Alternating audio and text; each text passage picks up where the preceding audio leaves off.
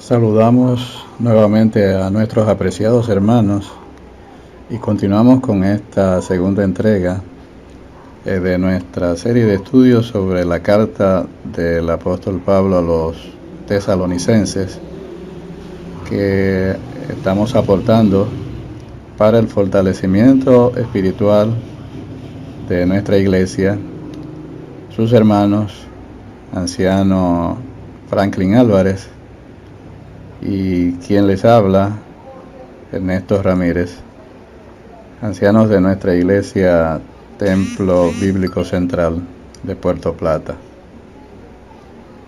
Así que esta segunda entrega del capítulo 1, vamos a considerar los versos del 2 al 10, en donde el apóstol Pablo eleva acciones de gracias a Dios por esta amada iglesia de Tesalónica. En el capítulo 1 de Primera Tesalonicenses, versículo 2, nos dice el apóstol Pablo: damos siempre gracias a Dios por todos vosotros, haciendo memoria de vosotros en nuestras oraciones. Dar gracias es la traducción de la palabra griega echaristeo, de eu, que significa bueno, y charizomai, dar, otorgar, de donde nos viene también la palabra Eucaristía. Nos llama la atención que esta palabra es la que utiliza el apóstol Pablo cuando relata lo que había recibido del Señor. Nos dice en 1 Corintios capítulo 11 versículo 24: porque yo recibí del Señor lo que también os he enseñado, que el Señor Jesús, la noche que fue entregado, tomó pan y, habiendo dado gracias, eucharistea, lo partió. Una de las cosas por las que precisamente la ira de Dios se revela desde el cielo contra los hombres es que, habiéndole conocido a Él, no le glorificaron como a Dios, ni le dieron gracia. Echaustistesan, Romanos capítulo 1 versículo 21. Más adelante les dice el apóstol Pablo a los tesalonicenses, en 1 Tesalonicenses capítulo 5 versículo 18: den gracias a Dios en toda situación, porque esta es su voluntad para ustedes en Cristo Jesús, según la traducción de la Nueva Versión Internacional.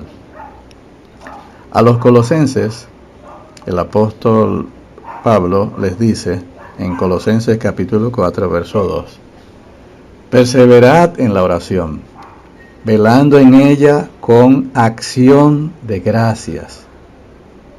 Analizando este último texto, observemos el énfasis en la oración en esta primera frase de este texto. Perseverad, del griego proskatereite, es un verbo que significa persistir, ocuparse, concentrarse en una cosa. Este verbo está en tiempo presente, en modo imperativo y en voz verbo, que significa persistir, ocuparse, concentrarse en una cosa. Este verbo está en tiempo presente, en modo imperativo y en voz activa. El presente de este verbo sugiere que es una acción continua. El modo imperativo indica que no es una sugerencia, es un mandato. Esto no significa que orar sea todo lo que debemos hacer durante todo el día, pero sí significa que nuestra devoción a la oración debe afectar todas las cosas de nuestra vida. Decía H.A. Ironside lo siguiente respecto a la oración, y cito: la oración es, en verdad, el aliento vital del cristiano, es la vida del hombre nuevo, uno nunca tendrá una experiencia cristiana feliz y triunfante si descuida este ejercicio espiritual. Uno nunca podría estar físicamente bien y fuerte si se encierra en una habitación en donde nunca penetre el sol y donde el aire puro es desconocido. El alma solo florece en una vida de oración. Esto nos dice este apreciado hermano, pero ya con el Señor, sus escritos. Aún seguimos apreciando sus enseñanzas. La segunda frase del texto que citamos arriba dice, velando en ella, es decir, en la oración, con acción de gracias. Velar significa mantenerse despierto, abstenerse de dormir y así poder mantenerse alerta, vigilante y listo para enfrentar el peligro o cualquier emergencia. Significa ser rápido para percibir y actuar. El Señor Jesucristo les dijo a sus discípulos en Mateo 26:41, velad y orad para que no entréis en tentación. El espíritu, la verdad, está dispuesto, pero la carne es débil. Y nos dice también el apóstol, con acción de gracias. Aquí nuevamente tenemos la palabra Eucaristía. Esta palabra Eucaristía expresa gratitud, aquello que nunca debe estar ausente en ninguna de nuestras oraciones. Esto es, Eucaristía, el reconocimiento agradecido de las misericordias pasadas, que digamos, como dijo David, bendice alma mía a Jehová y no olvides ninguno de sus beneficios, en el Salmo 103:2. El reconocimiento también agradecido de las misericordias presentes, las misericordias que recibimos día a día, y el reconocimiento también de las misericordias futuras, esas misericordias que aún faltan por ser derramadas en la vida de nosotros, la iglesia de nuestro Señor y Salvador Jesucristo. Y a propósito de la oración y de este mandato de dar gracias en toda situación, es decir, den gracias a Dios en toda situación, porque esta es la voluntad para ustedes en Cristo Jesús, como citamos en 1 Tesalonicenses 5:18, preguntamos, ¿estamos dándole a nuestro Padre Celestial gracias también por esta pandemia? Algunos podrían pensar que esto es exagerar demasiado, pero pensemos en cuántos corazones hoy no hay más sensibilidad a la palabra de Dios producto de esta pandemia. ¿Cuántos espíritus enaltecidos han tenido hoy que reconocer que son menos que nada delante del Dios Altísimo, producto de esta pandemia? ¿Cuántos de nosotros hemos podido autoexaminarnos y darnos cuenta que hay, y sin lugar a dudas, en nuestros corazones muchos pecados sin confesar? ¿Cuántos de nosotros hoy estamos también valorizando la importancia de la comunión de la iglesia, que tanto quizás menospreciamos? ¿Cuántos de nosotros hemos comenzado a apreciar la importancia de la oración? ¿Cuántos hemos echado de menos la cena del Señor, donde venimos a darle las gracias al Cordero que fue inmolado? Hemos pensado seriamente en cuán cerca también está la venida de nuestro amado sin duda, el más hermoso de los hijos de los hombres, como dice el Salmo 45:2. Todo esto producto de esta pandemia, sin lugar a dudas, y la palabra de Dios no se equivoca, tenemos también que dar gracias a Dios por esta situación que ha volcado nuestros corazones del hombre natural y de su iglesia a mirar hacia Dios. Siguiendo con el versículo 3 de Primera Tesalonicenses, de este primer capítulo, nos dice el apóstol: acordándonos sin cesar delante del Dios y Padre nuestro, de la obra de vuestra fe, del trabajo de vuestro amor y de vuestra constancia en la esperanza en nuestro Señor Jesucristo. Acordándonos viene del griego neumoneu, que a su vez deriva de neme, memoria. Es lo contrario a una palabra que conocemos, amnesia, que viene también del griego sin, nesia, o sea, memoria, sin memoria. Esta misma palabra es la que utiliza el Señor cuando inaugura su cena. En Lucas 22, versículo 19, dice el Señor: esto es mi cuerpo que por vosotros es dado. Haced esto en memoria de mí. Si tuviéramos más al Señor en nuestras mentes, en nuestra memoria, y menos el coronavirus, sería menos o menor nuestra ansiedad, sería menor, y nuestros sueños serían más placenteros.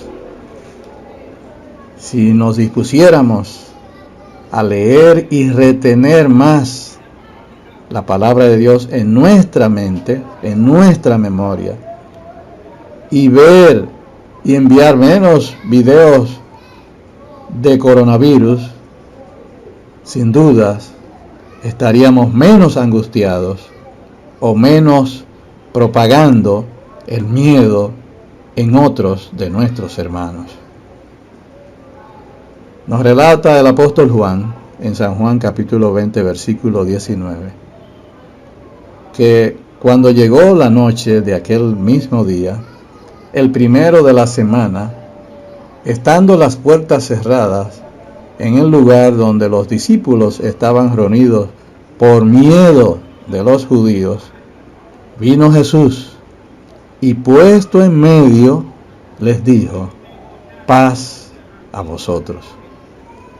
Notemos que ellos estaban con las puertas cerradas por miedo a los judíos. La palabra miedo viene del griego phobon,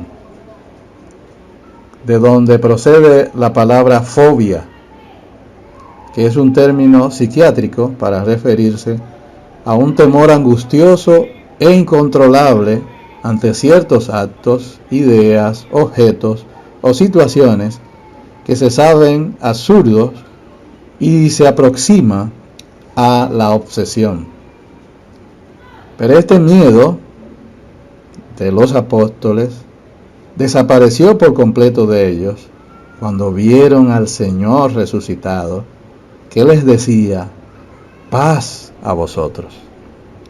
Así es que, hermanos, cuando el miedo se aproxime a nosotros, fijemos nuestra mirada, miremos fijamente a nuestro Señor y Salvador Jesucristo. Del versículo 3 tenemos también el término sin cesar, que significa ininterrumpidamente, sin omisión, constantemente. ¿Qué tienes en tu mente sin cesar? El apóstol Pablo nos dice que él tenía en su mente sin cesar la obra de vuestra fe, de aquella iglesia, el trabajo de vuestro amor y vuestra constancia en la esperanza en nuestro Señor Jesucristo. Aquí nos encontramos con las llamadas 3 virtudes capitales. El apóstol termina el capítulo 13 de 1 Corintios diciendo: y ahora permanecen la fe, la esperanza y el amor, estos 3, pero el mayor de ellos es el amor.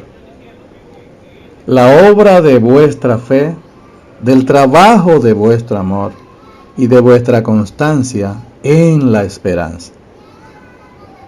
Recordemos que a Pablo le preocupaba que la persecución que iban a sufrir y que estaban ya sufriendo aquellos hermanos los hubiera llevado a ser tentados por Satanás, el tentador, y que su trabajo con ellos hubiese sido en vano.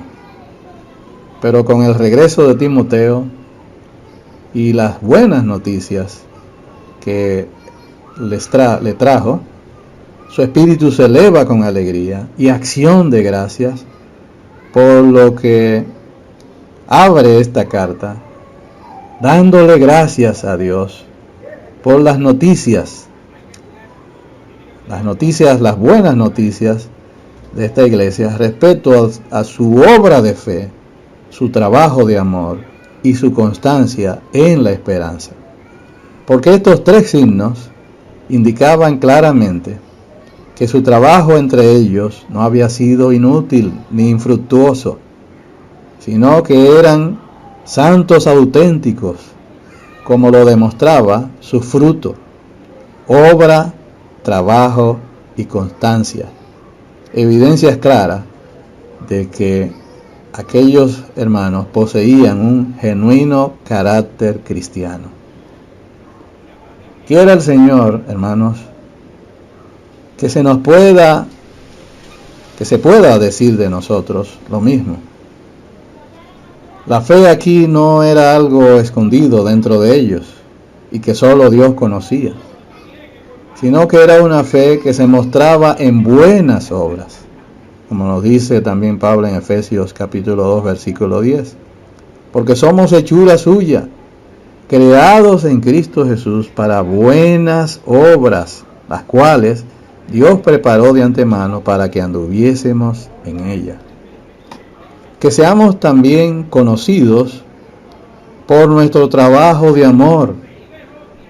Pablo le dice a Filemón, en Filemón versículo 5, solamente un capítulo: porque oigo del amor y de la fe que tienes hacia el Señor Jesús y para con todos los santos. Filemón parece ser la clase de hombre que cualquiera de nosotros quisiera tener como amigo. Era un hombre de amor y de fe.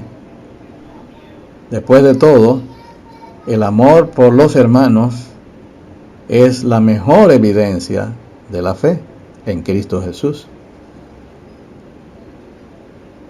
El alcance doble de la vida de Filemón lo podemos ver hacia arriba, es decir, a Cristo Jesús, y hacia afuera, hacia sus hermanos. Nos dice Gálatas 5:6, porque en Cristo Jesús ni la circuncisión vale algo, ni la incircuncisión, sino la fe que obra por el amor. Que seamos también, hermanos, conocidos por nuestra constancia en la esperanza. Constancia, del griego upomone, significa literalmente permanecer bajo presión. Puede ser traducido también como resistencia, aguante. Esta constancia es sostenida por su esperanza. Se cuenta que cuando Alejandro Magno comenzó sus campañas militares de conquista, dividió todas sus posesiones entre sus amigos, y alguien le dijo: pero no te guardas nada para ti. Y él respondió, oh sí, lo guardo. He mantenido mis esperanzas. Un hombre puede soportar cualquier cosa, siempre que tenga esperanza, ya que tener esperanza significa que no camina hacia la noche, sino hacia el amanecer. Así que concluyendo esta segunda entrega, nuestros apreciados hermanos, nuestra exhortación es a que mantengamos nuestra esperanza en el Señor bien en alto. Sin lugar a duda, nuestra salvación es hoy más cercana que cuando creímos, como nos dice el apóstol Pablo en Romanos 13:11. Y como también nos dice un hermoso himno de nuestro himnario, Himnos y Cánticos del Evangelio, el himno 510. Viene otra vez